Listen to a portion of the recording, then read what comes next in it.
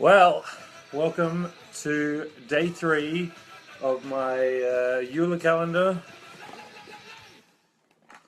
Thanks to Yoko for that intro. We're on day 3 now, so we've knocked out 2 out of the park.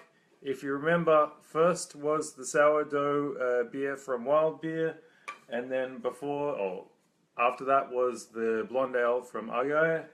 Check them out if you haven't already. Today we're on day 3. Beautiful. Let's have a look what we have today.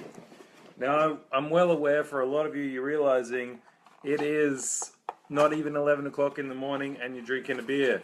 Well, I work in a bar, so it's okay. What do we got here?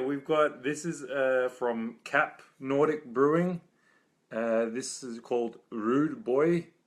And I think this is a Swedish, this is a Swedish brewer. It's a session IPA. In case you out there who don't know what a session IPA is, it's basically a low alcohol version of an IPA.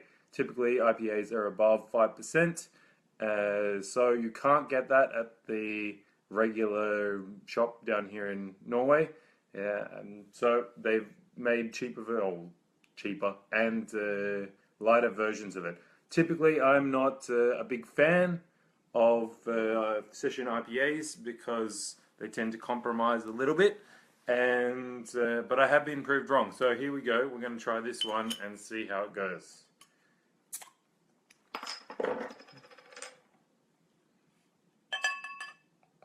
I got this in my Hamburger Öl Festival tasting glass.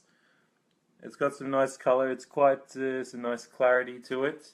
Not too cloudy, despite the fact that it says that I have to pour carefully because it's got sediment in it.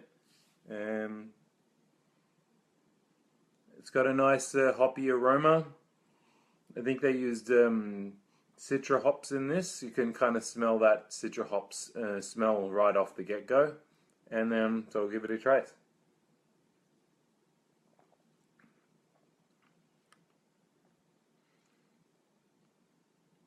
Now this one seems quite okay for a session IPA. It's not my favorite. I much prefer a full strength, little light in the mouth feel, but it's got that good citrusy kind of hoppy punch that you would expect from an IPA.